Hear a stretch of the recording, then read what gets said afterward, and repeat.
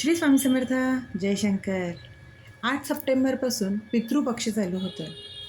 हा 15 दिवसांचा काळ हा पितृपक्षाचा. ह्या पितृपक्षामध्ये आपल्याला जमेल तशी आपल्या पितरांची सेवा करायची असते. कारण आपल्याला आपल्या पितरांचा आशीर्वाद असणं अत्यंत गरजेचं असतं. पितृदोष हा प्रत्येकाला असतो. कोणाचं प्रमाण जास्त असतं, कोणाचं कमी असतं.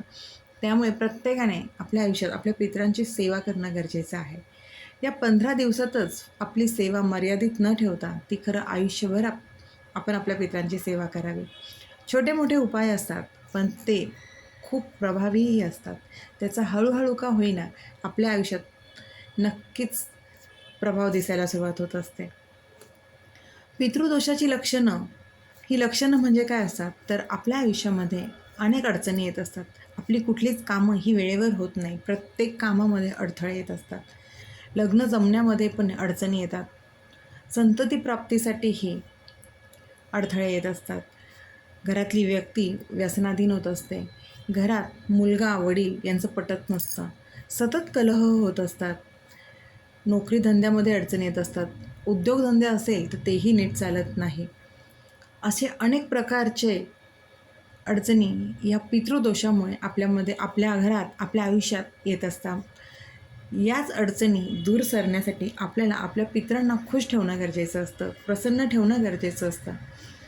त्यामुळेच पितृपक्षामध्ये पितृतर्पण तर नक्कीच करावं आणि आपल्या पितरांच्या तिथीच्या वेळेला त्यांना त्यांचा जो काही मानसन्मान असतो, जे काही जेवण असतं ते विधी आवर्जून करावे.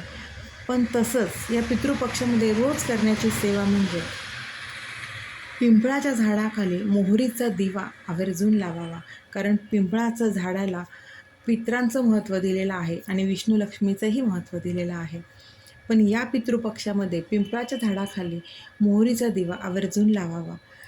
तसंच या 15 दिवसामध्ये आपल्याला रोज आपण जेव्हा सकाळी पोळी करतो म्हणजे चपाती करतो, त्यातली पहिली चपाती आणि दुसरी चपाती ही कावळ्याला आणि गाईला या दोघांसाठी काढून ठेवावी आणि त्यांना आवर्जून द्यावी. खरं तर कावळ्याला ही रोज चपाती आपण द्यायला हवी. आपण तो नियमच करून ठेवायला हवा की पहिली चपाती ही कावळ्यासाठी आणि रोज आपण आपल्या इथे कावळ्याला ही चपाती ठेवावी. तसेच गाईला ही चपाती पितृपक्षामध्ये खायला द्यावी. दक्षिण दिशा ही आपल्या पितरांसाठी आणि यमाची ही दक्षिण दिशा म्हणून ओळखली जाते. या दक्षिण दिशेला तोंड करून आपण आपल्या पितरांचं पितृस्तोत्र किंवा ते जर म्हणायला जमत नसेल तर फक्त पितृदेवताय नमः हा मंत्र तरी नक्कीच म्हणावा. फक्त ही सेवा करताना आपलं तोंड हे दक्षिणेकडेच असावं आणि संध्याकाळी या 15 दिवसामध्ये दक्षिणेकडे तोंड करून एक दिवा रोज संध्याकाळी लावावा. त्या दिव्यामध्ये मोहरीचंच तेल असावं आणि त्यामध्ये 2-3 काळे तिळाचे दाणे टाकावे. मोहरीचं तेल नसेल तर गाईच्या तुपाचा दिवा लावावा. पण इतर कुठलेही तेल न वापरता मोहरीचं तेल याचाच वापर आवर्जून करावा. हे खरं तर साधे सोपे उपाय आहेत आणि हे फक्त 15 दिवस न करता हे आपल्या आयुष्यात रोज करावे. कारण का याला काही वेळ लागत नाही. रोज अंघोळ झाल्यानंतर दक्षिणेकडे तोंड करून आपण आपल्या पितरांचा पितृदेवताय नमः हा मंत्र आवर्जून म्हणावा आणि आपल्या पितरांना विनंती करावी की तुमचा आशीर्वाद हा नेहमी आमच्यावरती असू द्या. आपल्या पितरांच्या नावाने जमेल तसा दानधर्म आपण आवर्जून करावा. आपली जशी ऐपत असेल तसं आपण पितरांच्या नावाने दानधर्म करावा. जसं आपल्याला आपल्या आयुष्यात आपल्या कुलदेवतेच्या आशीर्वादाची गरज असते ना, तसंच आपल्याला आपल्या पितरांच्या आशीर्वादाचीही खूप गरज असते. पितरांचा आशीर्वाद असणं अत्यंत गरजेचं असतं. त्यांचं पाठबळ असणं खरंच खूप गरजेचं असतं.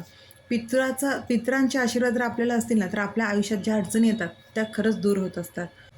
पितृदोषामुळे खरंच घरातील पुरुष व्यक्ती, मुलं ही व्यसनाधीन होतात आणि हे खरंच आहे.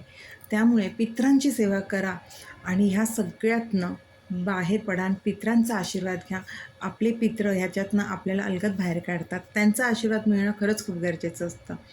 रोज सकाळी पितरांना नमन करताना, त्यांचा आशीर्वाद घेताना जेव्हा दक्षिणेकडे तोंड करून आपण आसन घेऊन बसावं आणि पितृस्तोत्र म्हणून आपल्या पितरांना विनंती करावी की जे काही माझ्या आयुष्यात ह्या अडचणी चालू आहेत त्या तुमच्या आशीर्वादाने दूर होऊ द्यात आणि मी नेहमी सन्मार्गावरती चालत राहू द्यात, ही विनंती आपल्या पितरांना करावी. आपले पितृ प्रसन्न झाले की आपल्या आयुष्यातील सगळ्या अडचणी दूर होतात.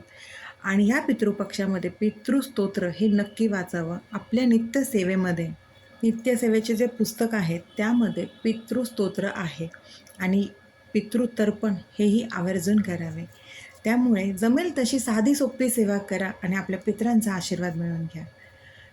फक्त गरज आहे ती विश्वासाची, श्रद्धेची आणि आपले कर्म प्रामाणिक असावेत. आपले कर्म कष्ट प्रामाणिक असेल तर आपल्या प्रत्येक सेवेला हे फळ नक्कीच मिळत असतं. श्री स्वामी समर्थ. अशक्य ही शक्य करतील स्वामी, अशक्य ही शक्य करतील स्वामी.